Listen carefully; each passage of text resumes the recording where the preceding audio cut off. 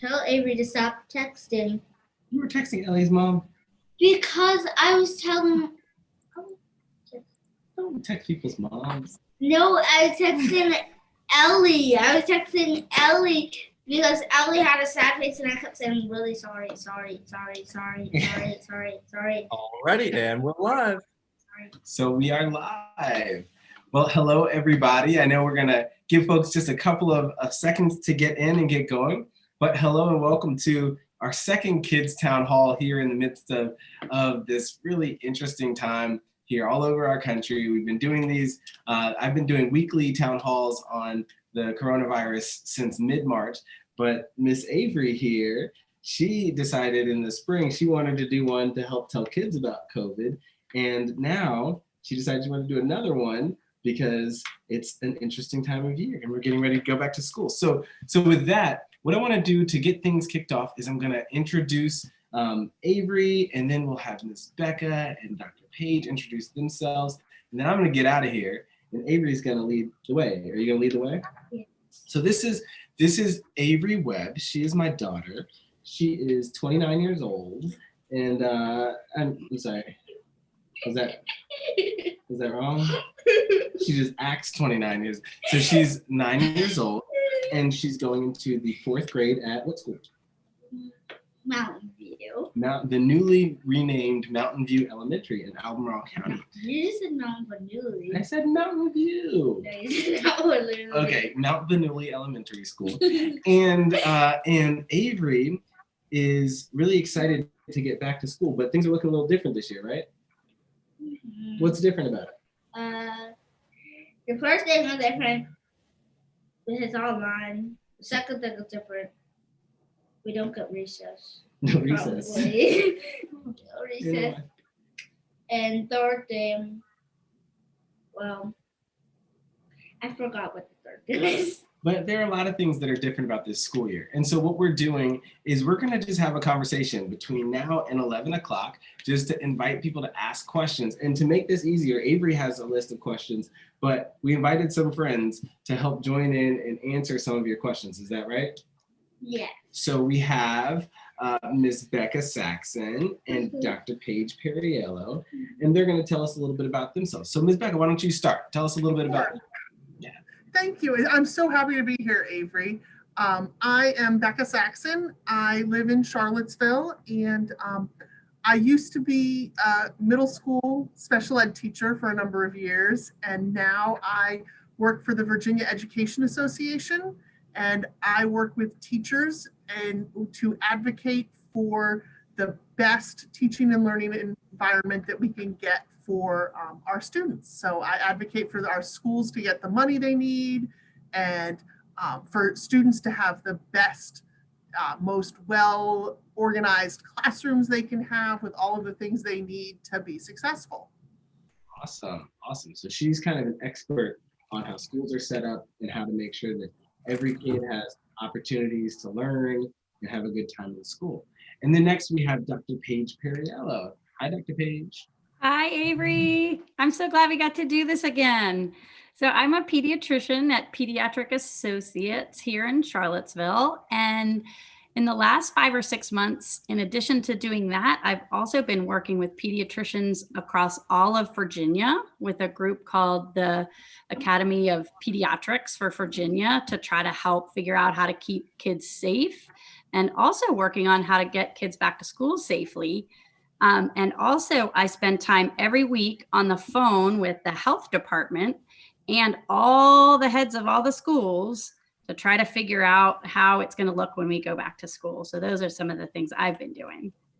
So she's been helping to figure out how they're going to make it work when we go back to school. So I'm going to get out of the way, but Avery's going to kick it off with some questions, but here are the rules, because I know people are watching on Facebook and on YouTube. And so we have to lay some rules here, because grown-ups get to talk about coronavirus all the time. There are all kinds of meetings and events and blah, blah, blah, blah, blah. But there aren't a lot of opportunities for kids. And so this one is for the kids. If you have questions, they should be kids' questions for Ms. Becca and for Dr. Page. We'll make sure that we're getting those over to Avery. She has some of the pre-submitted questions already on a list. Yes, Avery? It can also be hard questions because they're adults and They can handle it. yeah. So she's telling the kids to ask the hardest questions you can think of because she wants to watch them squirm. Um, and yeah, let's go ahead and jump in. So kids, start getting your questions ready to go. And Avery, you are now officially in charge until 11 o'clock. You can start the questions. It's already 11. It is, well, no, until 12 o'clock, you're right. Oh gosh. When can we hang out with friends again? Oh, that's such a good question. Becca, do you want to go first or do you want me to go first? You go first. I get to talk about this question a lot in the office, Avery.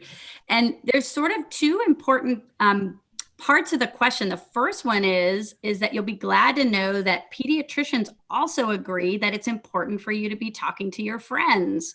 Everybody has lots of time to spend with their grown-ups and their family.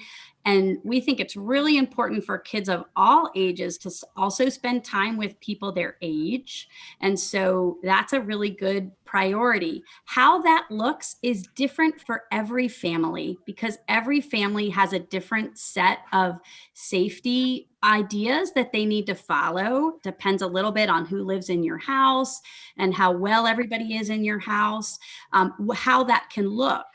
So even though I know we're all spending a lot of time on computers like this talking to each other, if that's the safest way for your family, then I recommend that grown-ups help their kids to set up a time to talk with one or two friends so that you can have some time to have some kid talk, right? And the grown-ups get to make the rules about that, but it is important for you to get to have that time. And if it's safe for your family and you have another family that it's safe for, outside can be a really nice place for kids to hang out with each other. I've heard a lot about bike riding and walking on trails and hiking. Being outside in general has been really helpful for grown-ups and kids during the coronavirus, but that can be a safe way for people to spend time together so that you can see your friends. Yep, and you actually took the words right out of my mouth. I was going to say, I live right near a public park, and it's been great to see families starting to meet up there again and play on the playground and play catch and kick a soccer ball back and forth with other families. So I think it really is about what is safe for your family and really doing it outside as much as possible, because being inside somebody else's house now, at least for me, doesn't feel like it's something I'm comfortable with. Well, so, and Avery, before we get to the next question, Danica said hi. And Mia said hi. Elliot, Topes, and Juliet said hi. So you got lots of friends who are on this call.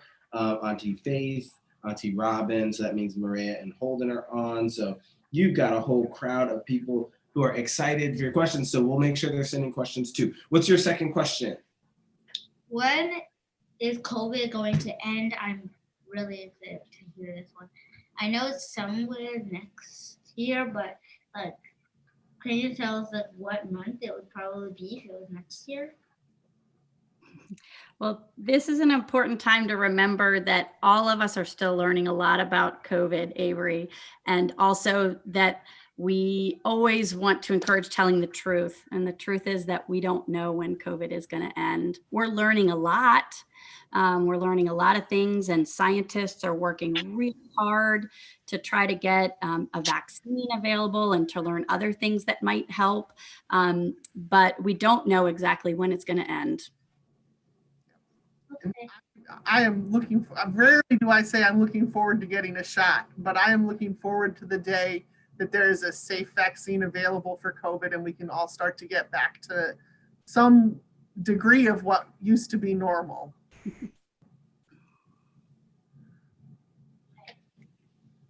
next question. Why is school going to be on the computer? So I can start with this one. I think, Avery, there are a couple of reasons why school is going to be on the computer. And it's probably, for the most part, it's really not about keeping the kids the safest. It's about keeping the adults who care about the kids the safest. It's about making sure that our teachers are not getting exposed to COVID when they go to work.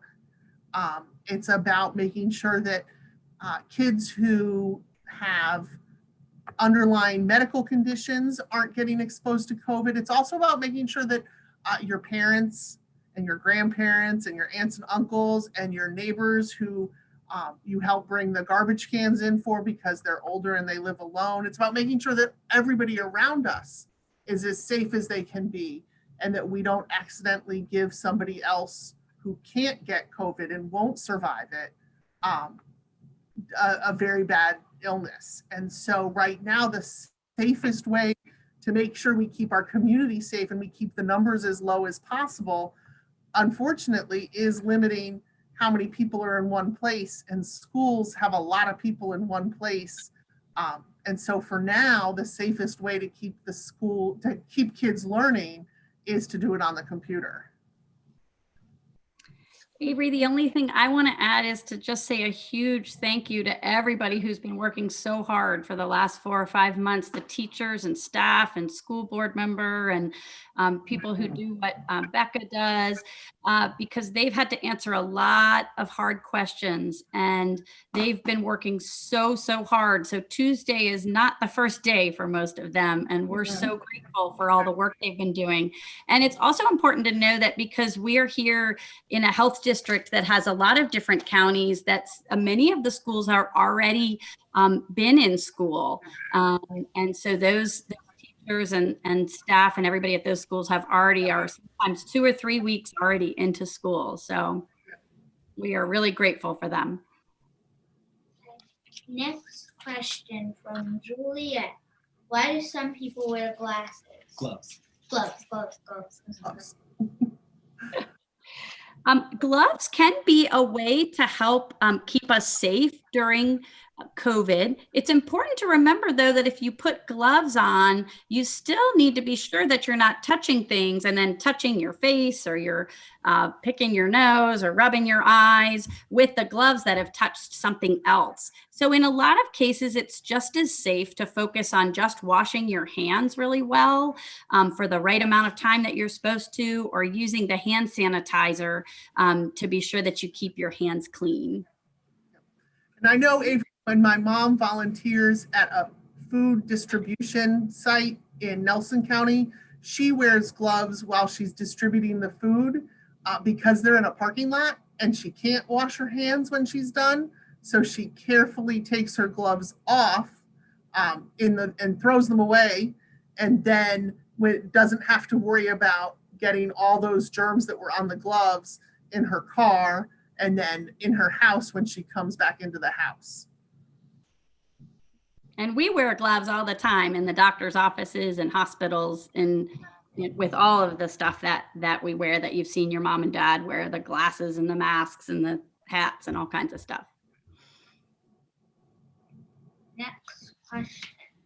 Why do I have to wear a mask all the time? Avery, it's funny that since we talked last time in the springtime, we have learned a lot of things about COVID, but there's a few things that haven't changed at all since the spring when we talked. And that is that wearing a mask and staying distanced from people and washing our hands are the 3 best things that we can do to help to keep safe from COVID. And you probably know, and a lot of kids do now too, but we know that COVID spreads through something we call respiratory droplets. So that's like all the little stuff that comes out of our mouth when we talk and cough and sneeze. And so when you wear a mask, it helps you to keep those germs to yourself and not put them out into the spaces that you're in. And it really helps keep people safe. And there's been some disappointing things in our studying of COVID, but one of the things that's really been helpful is learning that masks actually work really, really well. And I would just add for kids that it's really important that you find a mask that fits you really well and that you practice wearing it. If you haven't been someone that's been out a lot, that you start practicing wearing it around your house. And if you have one that fits you really nicely, then you kind of fiddle with it a little bit less. And that's pretty helpful for the germs also. And you know what mask I found is the most comfortable mask I've tried, Avery? The one that your father's campaign produced. I like that mask so much that I went and found the company that made them and ordered some more from that same company because they're so comfortable. What was your question? You had a question? Oh yeah. I'm pretty sure I just. Okay. Next one. Next question. Why do I have to wash my hands so much? But I heard that in the last question, so should we just skip that? Oh, washing hands? Mhm. It's up to you. Well, there's never too many times to talk about washing hands, Avery. So it's just, it's important that you know to wash your hands we want you to wash it for 20 seconds. So a lot of people talk about happy birthday song, but if you like some other beat that you really like, you can figure out what 20 seconds of that song is and wash really well with soap or use sanitizer. And we want you to do that every time you've touched something that might be, so if you, go to a place and you need to open the door, then you can sanitize after that. Things that other people are touching, and especially before you eat is always a really important time to wash your hands. And from Candace. Candace, what can I do to help? She doesn't. What can she do to help? Mhm. Well, I think actually some of the things we've been talking about are probably the most important things. So if everybody can stay, and I feel like sometimes people are a little tired of hearing the same thing. Like you said, why do I keep having to wear a mask? Why do I keep having to wash my hands? And why do I have to be really careful about when I play with friends and staying out of big crowds of people and keeping my hands washed? And those are the most helpful things, Candace, that you can do, because that really helps to keep the amount of coronavirus that we have as low as we possibly can.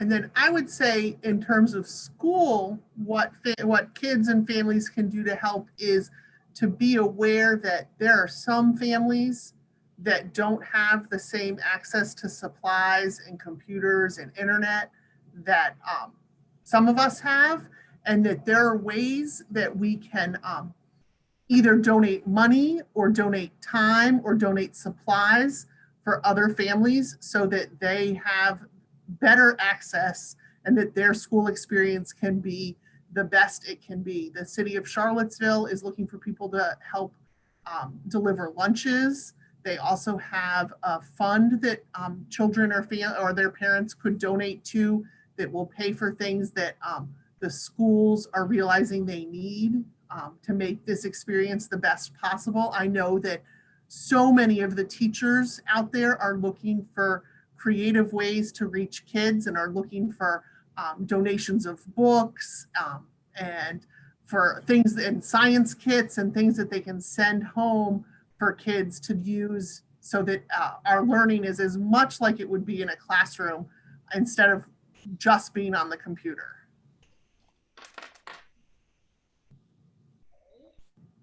Next question. Why can't I wear pajamas to school? Well, that's just the question. So you know what, Avery, this is the question that has made me that gave me the most thought and the most to think about here when I saw that on the pre-list that we were sent. And I think the first thing I would say is it depends on who is telling you you can't wear your pajamas. If your parents are telling you you can't wear your pajamas on your Zoom classroom, then I would say you need to listen to your parents because they're setting an expectation and a rule for how your family behaves and interacts with the public. If it's your school or your teacher who's saying that, different teachers in different schools have different interpretations of why it's important to not wear something or why it doesn't matter if you do wear something. And so some teachers in some schools think that if you're wearing your pajamas, you won't take school as seriously as you need to, and that getting dressed in school clothes makes it seem a little bit more like your normal routine. Other schools and teachers say they don't really care. And so, and that's not a battle they want to fight with families or with kids. And all they really care about is that a kid shows up for a lesson. And so it really depends on who's telling you that you can't wear your pajamas. And I'll be honest, right now, I'm wearing pajama pants underneath my Zoom table. So when I was teaching, I wouldn't have cared if people were wearing their pajamas. Avery, Becca took the hard part of that question, which is very nice of her. Thank you. I agree with what you said. I do think it brings up an important point of preparation, and that is that there's been so much work and so much excitement leading up to for next week for Charlottesville and Albemarle. Again, many of the counties are already in school. But sometimes we forget in all that excitement to sit down and actually think about how we're going to set up in our homes. Where is everybody going to be? What are you going to wear? Because we know as pediatricians that one of the things that we've seen that's been really hard in the last 5 or 6 months, and it's been hard for the grownups too, is that everybody's schedule and routine is very unusual and not like it usually is. And we know that most kids really like to have a routine and know what they're going to be doing next and what the day is going to look like. And so this weekend is a really great time for families to spend a little time talking about what that's going to look like, how you all are going to manage to get through the days. And I know lots of families have already been having these conversations, but getting ready for the big day is a huge help in starting to get back to our routines. Avery, before you ask the next question, a couple of people said that Avery should run for Congress in about 20 years. So that's up to you. You know, I might run for Congress, but I'm thinking more about running for president. Oh, yeah. Yeah. Well, You got to start a little smaller than that. you can start wherever you like. I think, so you got a question there? Is that right? Yes. Okay. Question from Elliot. Why do we have to stay 6 feet away from people? So Avery, remember we were talking about how the coronavirus spreads by the stuff that comes out of our mouth. And so 6 feet has been the amount of distance that we have figured out is the way that can keep you the most safe when you're around people, to be sure that if somebody that you're around is sick or has the coronavirus, that probably their germs can't get to you. It also helps if you're in bigger groups of people. Really what we want to do is put as few germs out into our common spaces as possible. And so the combination of wearing a mask and staying that 6 feet distanced and washing hands, I know it's the same old thing that we just keep saying, but those are really the things we found that help to prevent spreading these germs around. And that's really one of the things that's the most helpful. And that distance was picked, and your dad and Dr. Bell talk a lot about these different distances, and I'll spare the kids all the studies, but there's some different ideas of the right distance, but 6 seems to be the safest one that we have so far to go on. Although I have heard that if you're yelling or singing, it should be more than 6. Correct. And there are, yeah. Projecting, you need it to be further than 6 feet away. There are certainly activities that are more dangerous, playing a musical instrument, singing, or some of those, shouting, sneezing. And so it may very well be that even if you are 6 feet apart, that wearing a mask is still really important. And if you're 6 feet apart and you have a mask on, you're really protected. So. Either one, it's up to you. Okay.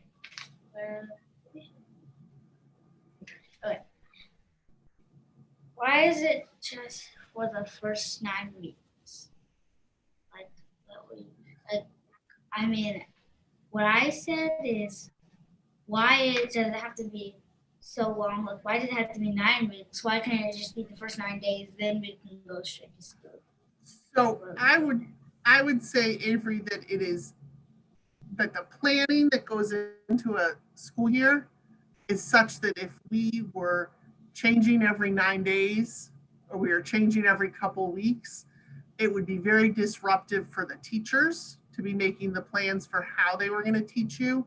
It would be disruptive to your parents because they would have to figure out every couple of weeks if they were going to still need somebody to watch you while they were at work, or if you were going to be in school, or if you were going to be only going to school 2 days a week or 5 days a week. And so it makes sense to have it be for a longer period of time. That way people like bus drivers and cafeteria, food service workers can also plan their schedules a little bit better. And the cleaning schedules can be better planned for the schools. Now 9 weeks is like, it feels like a kind of arbitrary number, right? Like what's so, there's nothing special about 9 weeks, except for the fact that our school year gets divided into quarters, and it ends up being that the first grading period is 9 weeks because the school year is 36 weeks long. So there's an automatic break at the end of 9 weeks because that's when a new quarter starts. And if you're some school schedules, that means you change and you're not taking art anymore, you're taking music at that point. So it gives, it's the smallest kind of logical boundary there is for the school year in terms of the rhythm that the school year falls into. When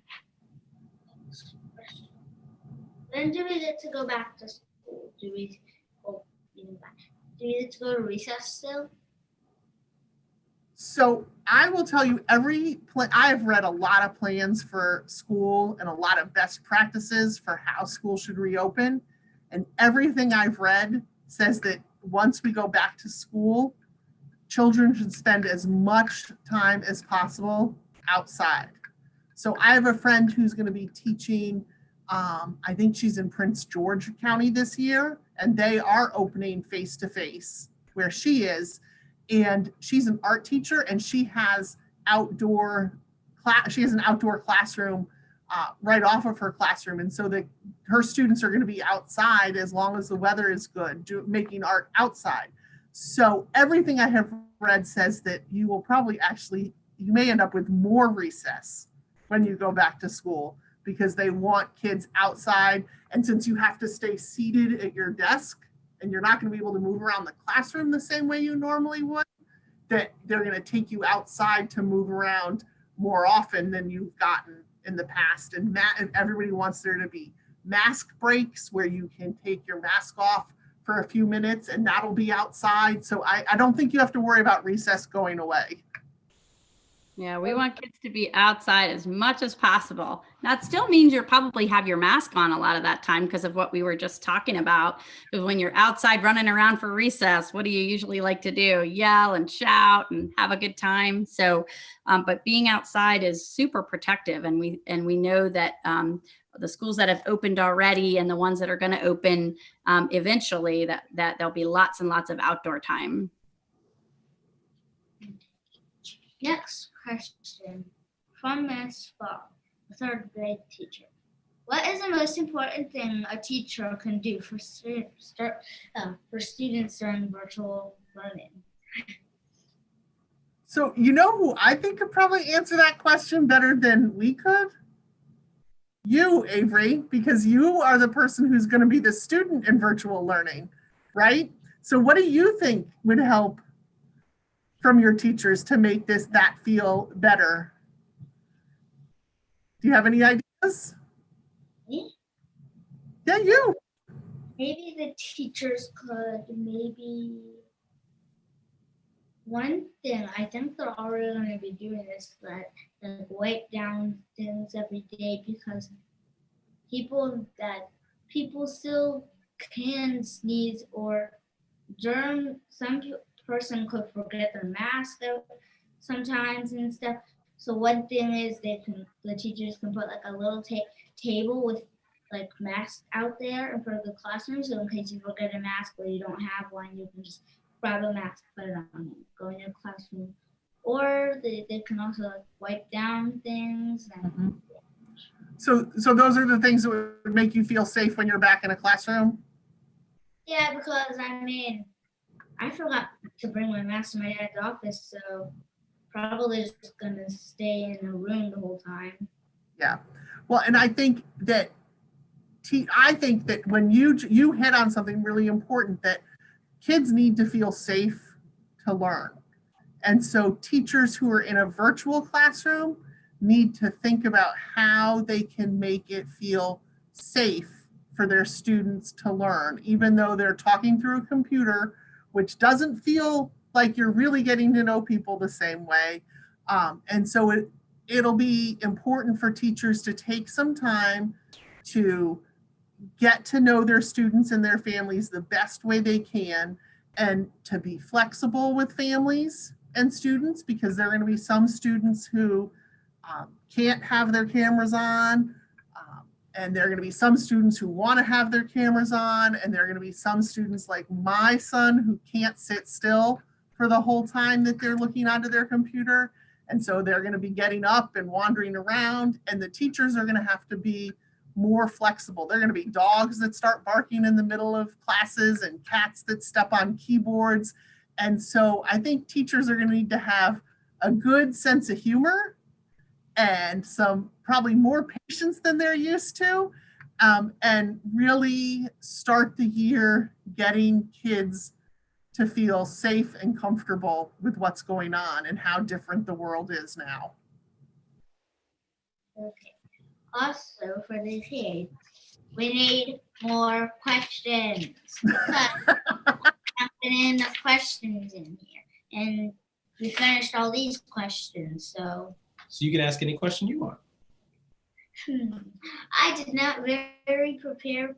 I didn't plan, but okay. This is the only question I prepared, but maybe you guys should start asking questions. Well, Avery, while you were thinking of a question, I was just going to add to what Ms. Becca was saying about getting everybody ready for the year. And we get lots and lots of questions from families in our office about what expectations are going to be for the year. And teachers are really good at this. But for kids and families, I think after those first couple of days of school next week, going over whatever the teachers give you about what their expectations and rules are for you. Like Becca was saying, there's some families who don't feel comfortable having a camera on, and some who want to have the camera on. What are going to be the rules about when you can take breaks and things like that? And then if you have questions because you're not so sure, to figure out what is the best way to ask your teacher about what those rules are, so it can be clear for everybody. So those will be really helpful things.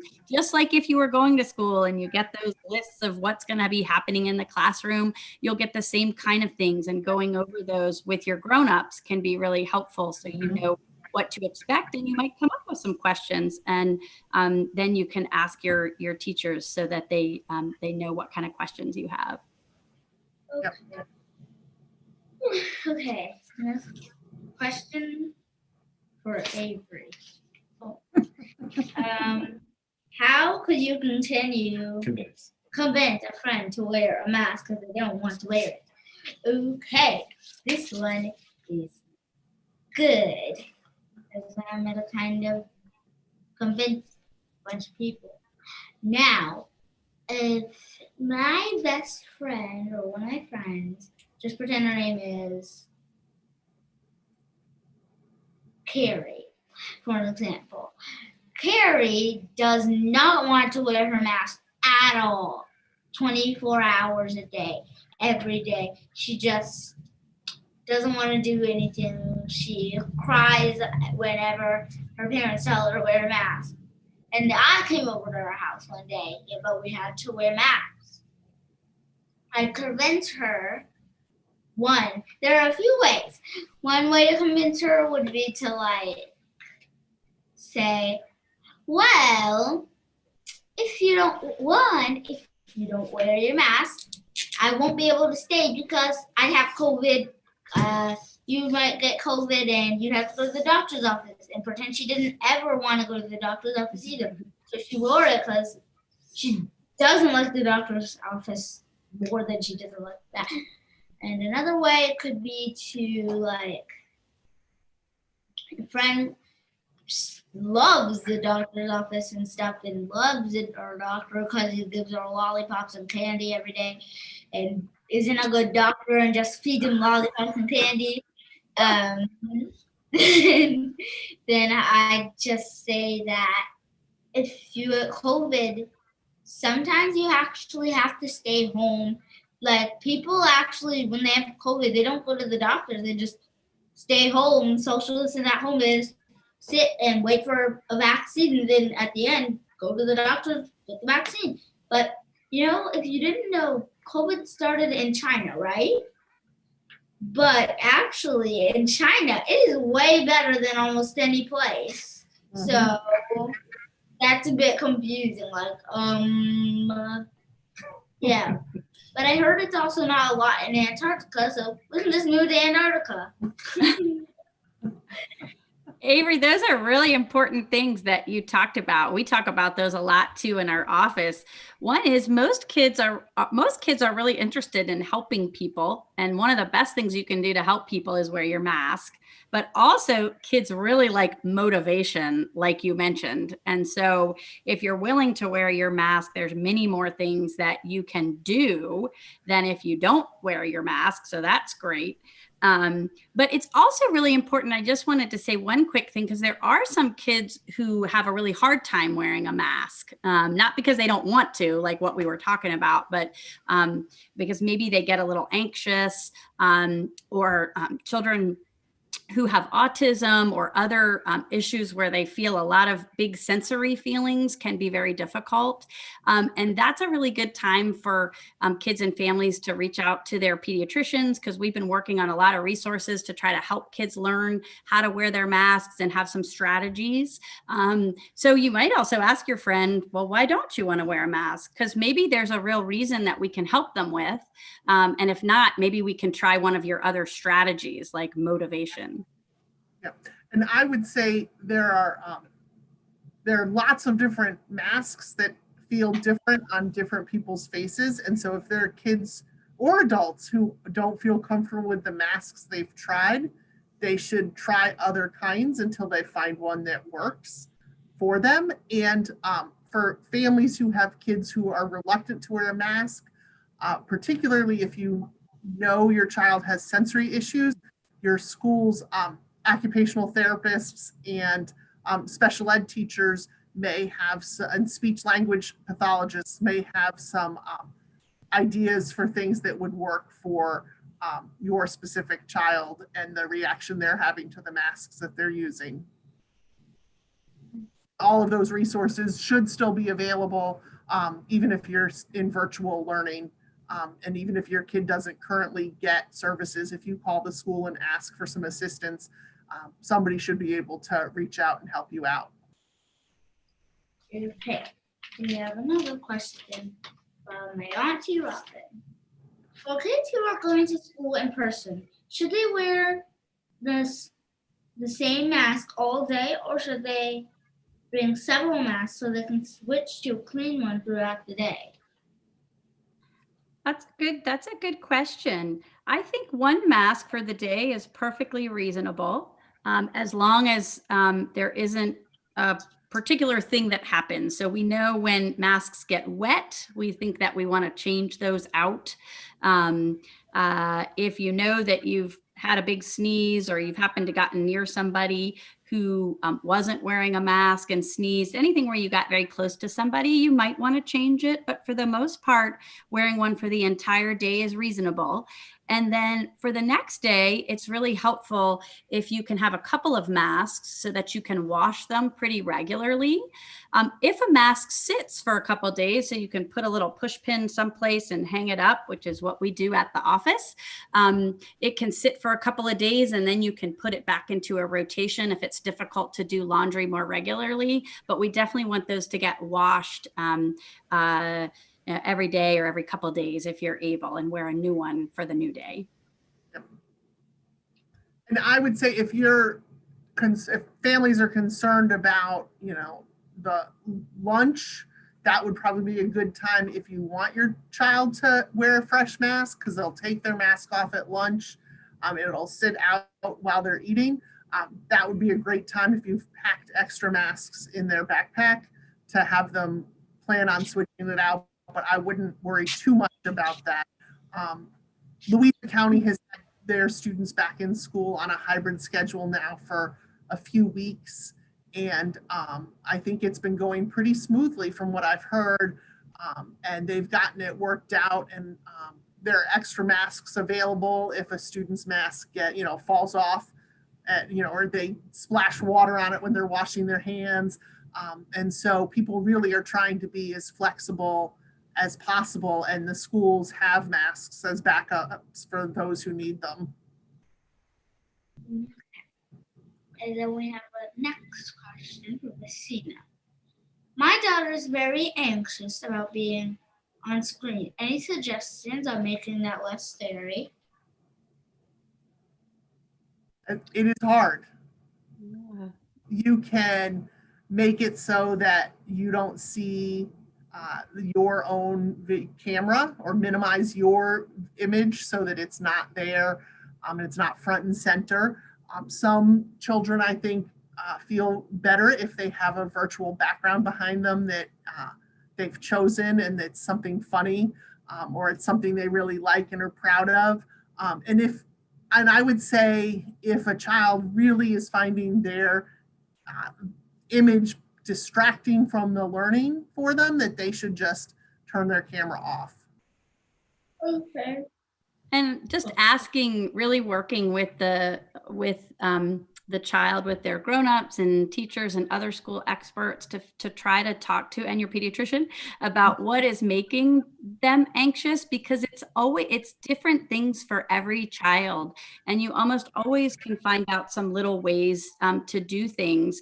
I don't think anybody who's running a virtual classroom wants the child on the screen enough if it's making them anxious. And so just communicating is so important. It may even be, I have some patients who just listen. They don't even sit. So if I turned off my camera here, I could go sit across the room and not even be right in front of the camera, and I could still hear you talking, so you can try to learn. So just trying to explore which part of it is making the child anxious and working on that. Maybe you have to work up with a little more time every day. Maybe you need to change things a little bit, but usually we can find a way that it'll work so that they can get their learning done.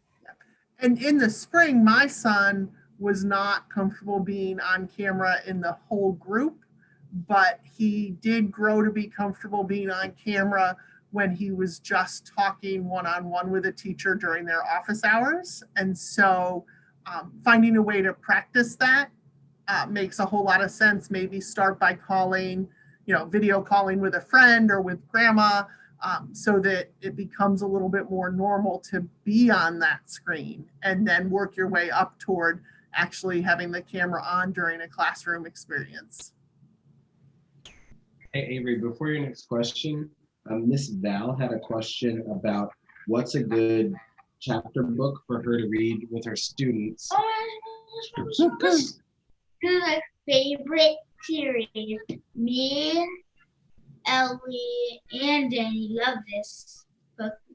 I don't really talk about it so much anymore, but there are series. This is book 10. I finished the series, and I'm just reading it over again. And there's some side books, but this is Wings of Fire, and this one is Darkness of Dragons. It kind of talks about, like, this is nonfiction, but it talks about stuff like dragons, and it's kind of like it's also perfect for Halloween time because it's kind of scary, but it's not really scary. But yeah, I think my favorite character is this guy, Queeby. He's a sandman. And then, like, at the beginning, if you're like anxious about the dragons, there's a Jade Mountain prophecy. Then he says Nightwings. Here's yeah. And then if you watch, if you read the Legends book, it just says, here be, like, if you read Dragon Slayer, it just says on the map, part, here be dragons, here be dragons, here be dragons, here be dragons, because that was like 1,000 dragon years ago, and well, yeah, you gotta read it. It's really, really exciting. My son loved those books when he was your age too. You got a question from Elliot? From Ellie. When can we travel more, like flying on an airplane? That is an awesome question from Ellie. And it's a little bit related to where we first started, actually, about the risk for your individual family. So everybody's, anytime that you travel in a plane, you're going through an airport and getting on a plane. So you're going to be around more people. And we know being around more people makes you potentially more around more germs. And so that's a really personal decision for every family about their risk factor, how much they need to do that travel, and how risky that travel is. I think as the summer went on, a lot of families figured out how to do take some little breaks, which has been important to do because there's been a lot of worry for kids and grown-ups by driving in the car to places and going places like the beach, where you can be outside most of the time and far away from people. But that really depends on the risk to the members of your family and the people who live in your home. And then what you do when you come back, what kind of risk you might be putting people into if you come back from potentially being exposed. So it's really hard. It's really hard for everybody.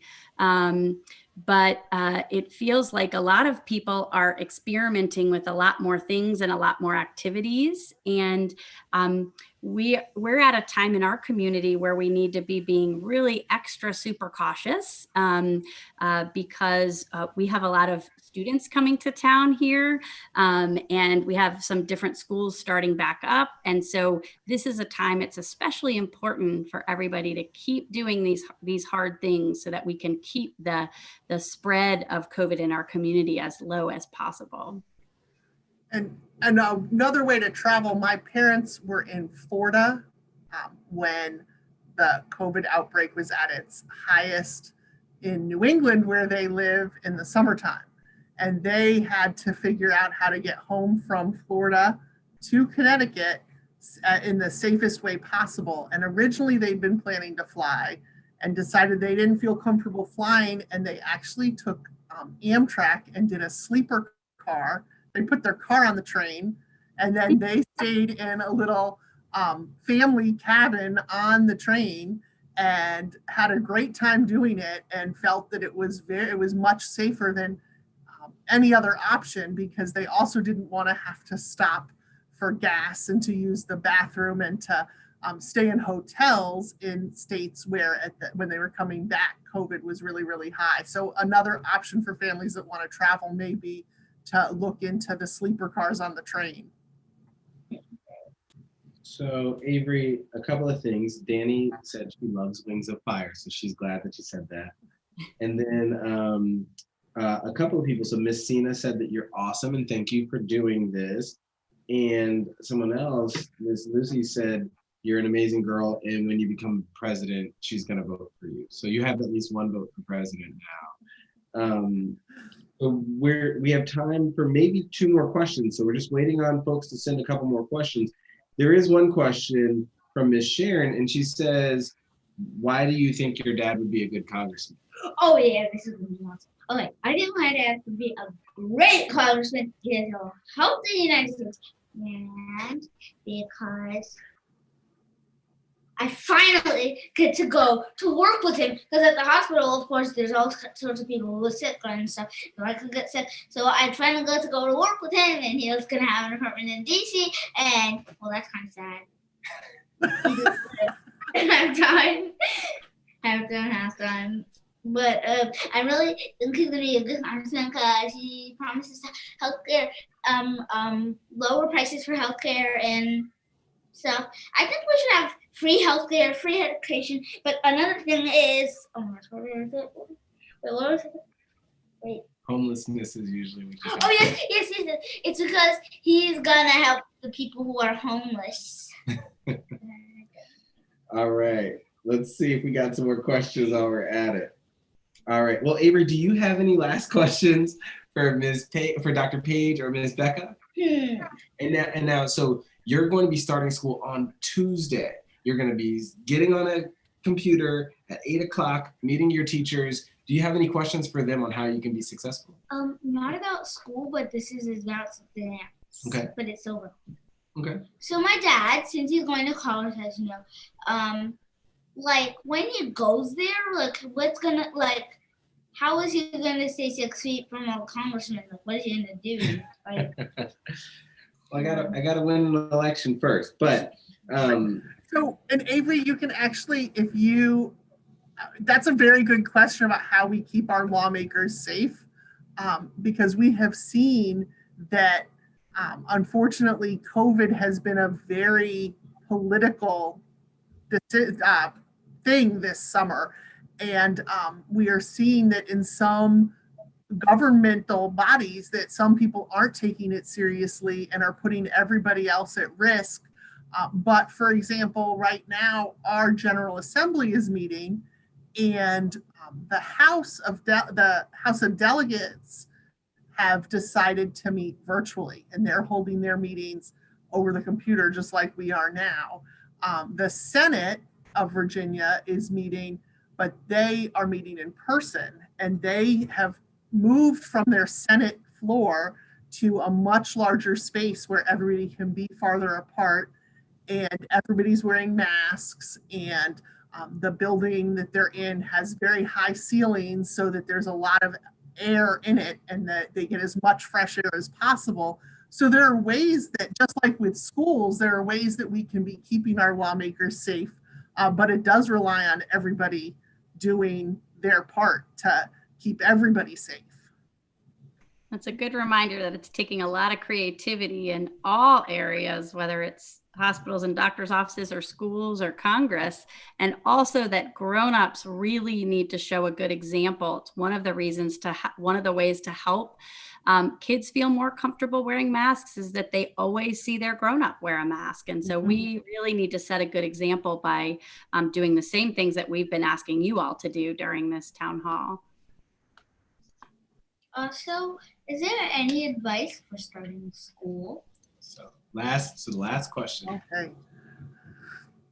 So advice for the students and families, I would say find a place in your house or in your office or wherever it is that your child is doing their learning that is dedicated to their learning space for the year. It doesn't need to be set up like a classroom, but there should be a dedicated space. As somebody who has struggled with insomnia my whole life, I think the worst thing I did was to do homework in college on my bed and in my dorm room, because it meant that I never had a separation from learning and the things I had to do for school and that stress and my personal time. And so coming up with a way to separate that out for your child, I think is really important, so that when they're done with their school day, they're done. And it's not a constant reminder that school is coming the next day, that there's a line between school time and family time. But for students, I would say be as open to new things as you can be.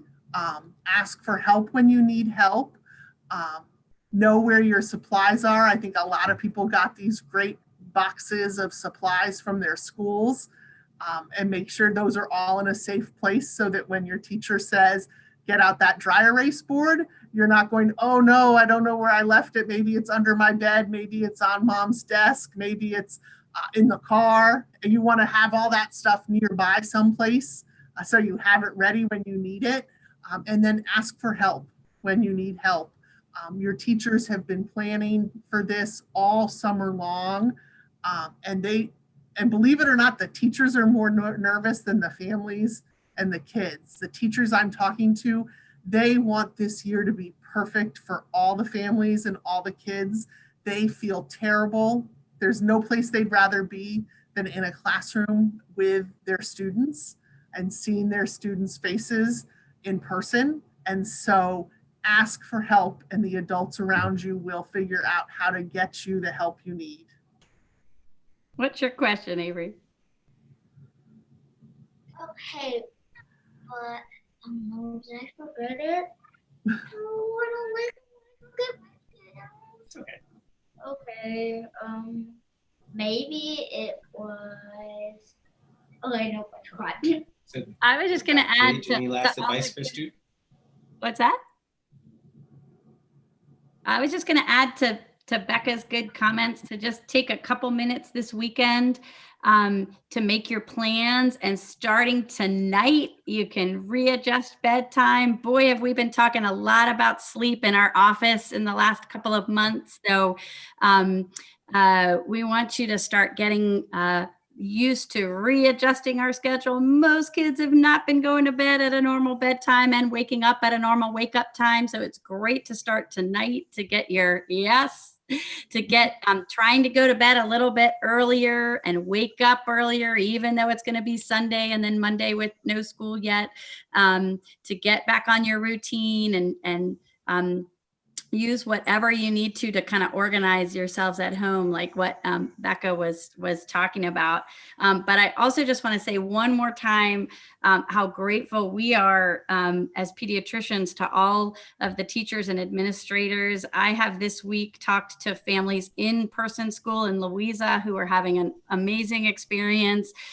Nelson and Fluvanna have been up for a while already with virtual learning, and how meaningful it is to be back on their schedules.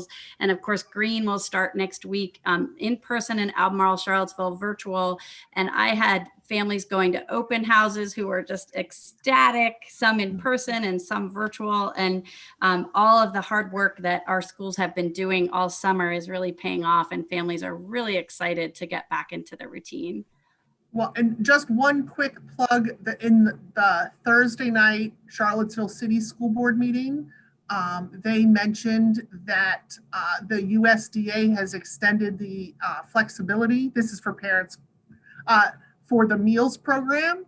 And so any child under the age of 18 who needs breakfast and lunch in the city of Charlottesville can get it from the meal stops.